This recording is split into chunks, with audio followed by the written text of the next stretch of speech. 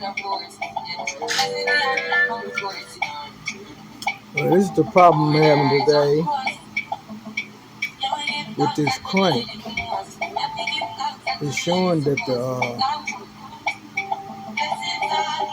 smaller crank is bent.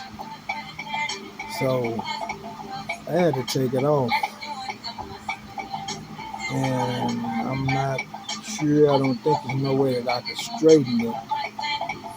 So I'm going to just take the one off this other bike and use it on the next bike instead.